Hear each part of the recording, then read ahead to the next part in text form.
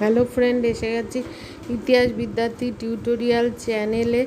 আজ আমি দশম শ্রেণীর ইতিহাসের সপ্তম অধ্যায় থেকে একটা কোশ্চেন নিয়ে আলোচনা করব। আলোচনা শুরুর আগে বলে রাখি যে তোমরা অবশ্যই চ্যানেলটা সাবস্ক্রাইব করো এবং তোমরা যে নোটটা দেখতে পাচ্ছ চাইলে সেটা স্ক্রিনশট মেরে নিতে পারো।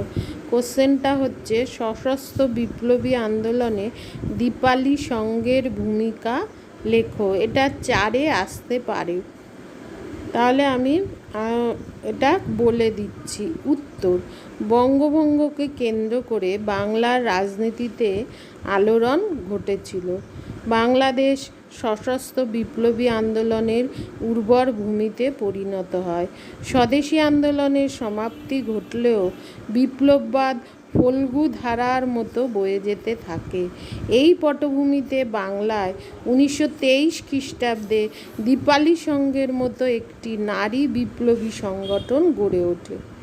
গঠন: 1923 খ্রিস্টাব্দের পরের পয়েন্ট 1923 খ্রিস্টাব্দের ডিসেম্বর মাসে ঢাকায় দীপালি সংঘ প্রতিষ্ঠা করেন ঢাকা বিশ্ববিদ্যালয়ের ইংরেজি সাহিত্যের ছাত্রী ও স্বাধীনতা সংগ্রামী লীলা রায় নাগ।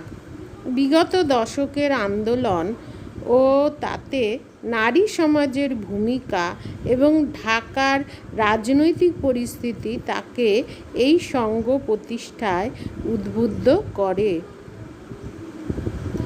উদ্দেশ্য: এই সংঘ বাংলায় নারী জাগরণে বিশেষ ভূমিকা পালন করে। অর্থাৎ নারীদের জাগিয়ে তোলার জন্যই লীলা নাগ এই সংঘ প্রতিষ্ঠা করেছিল, কারণ নারীরাও যাতে স্বদেশ প্রেমে উদ্বুদ্ধ হয়ে বিপ্লবী আন্দোলনে অংশগ্রহণ করতে পারে, এই উদ্দেশ্যেই তিনি এই দীপালি সংঘ প্রতিষ্ঠা করেন। নারীদের বিপ্লবী সংগ্রামে উদ্বুদ্ধ করা এবং তাদের মনে সাহস ও শক্তি জোগানোর কাজ এই সংঘ করে। এর জন্য ব্যায়াম ও অন্যান্য শারীরিক শিক্ষা ও অস্ত্র চালানো শিক্ষারও ব্যবস্থা তিনি করেছিলেন, যাতে নারীরা বিপ্লবে অংশগ্রহণ করতে পারে তাদের পূর্ণ শারীরিক শক্তি নিয়ে। নারীদের মধ্যে শিক্ষা বিস্তার ঘটানো এই সংঘের লক্ষ্য ছিল। এই উদ্দেশ্যে তিনি একটি উচ্চ বালিকা বিদ্যালয় এবং একটি বয়স্ক নারী শিক্ষা কেন্দ্র এবং 15টি প্রাথমিক বিদ্যালয় গঠন করেছিলেন, যাতে নারীরা শিক্ষায় শিক্ষিত হয়ে দেশপ্রেমে উদ্বুদ্ধ হয়। সমগ্র বাংলায় এই সংঘ সমগ্র বাংলার বিভিন্ন জেলায় ও গ্রামে এই সংঘের শাখা প্রশাখা বিস্তৃত ছিল। কার্যাবলী: দীপালি সংঘের কর্মকর্তারা এই সংঘের কার্যক্রম বিস্তারের জন্য পাড়ায় পাড়ায় স্টাডি সার্কেল গড়ে তোলেন। এই উদ্দেশ্যে তারা স্কুল, শিল্পশিক্ষা ও বয়স্ক শিক্ষার কেন্দ্র গড়ে তোলে।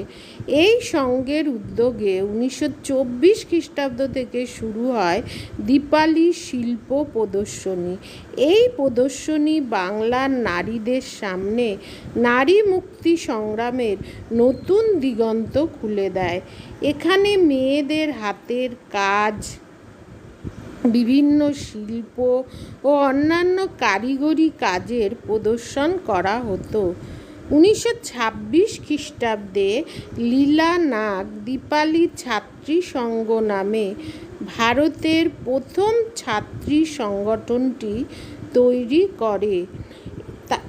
তার এই সংঘের উদ্দেশ্য ছিল এই দীপালি ছাত্রী সংঘের স্থাপন করার উদ্দেশ্য ছিল যে ছাত্রীদের মধ্যে দেশপ্রেমে বীজ বপন করা বা দেশপ্রেমে জাগ্রত করা। 1930 খ্রিস্টাব্দে তিনি মহিলাদের আবাস ছাত্রী ভবন প্রতিষ্ঠা করেন। এরপর বিপ্লবী অনিল রায়ের সংস্পর্শে এসে তিনি বিপ্লবী সমিতি শ্রী সংঘে যোগ দেন। আচ্ছা, দীপালি সংঘ থেকে জয়শ্রী নামে একটা মাসিক পত্রিকা সম্পাদন করা হয় নারী জাগরণে জাগৃত করার জন্য, তাদের দেশপ্রেমে উদ্বুদ্ধ করার জন্য এই পত্রিকা বিশেষ ভূমিকা পালন করেছিল। সবশেষে বলা যায়, এই সংঘের দ্বারা উদ্বুদ্ধ হয়ে দলে দলে নারীরা এই সঙ্গে যোগদান করে। লীলা নাগ জীবনের শেষ দিন পর্যন্ত নারী কল্যাণমূলক কাজের সঙ্গে যুক্ত ছিলেন। তার প্রচেষ্টায় দীপালি সংঘের কার্যকলাপ বাংলা থেকে আসাম পর্যন্ত বিস্তার লাভ করেছিল। সুতরাং এই সংঘ নারীদের স্বদেশপ্রেমে উদ্বুদ্ধ করতে বিশেষ ভূমিকা নিয়েছিল, যে নারীরাও বিপ্লববাদে যাতে পরবর্তীকালে অংশগ্রহণ করতে পারে বা বিপ্লবীদের সহযোগিতা করতে পারে, তাই জন্য তার এই প্রচেষ্টা ছিল দীপালি সংঘ। আজ আসি, দেখা হচ্ছে পরবর্তী ভিডিওতে। টেক কেয়ার, বাই, ভালো থেকো, সাবধানে থেকো এবং অবশ্যই চ্যানেলটা সাবস্ক্রাইব করো। তাহলে দেখা হচ্ছে পরবর্তী ভিডিও।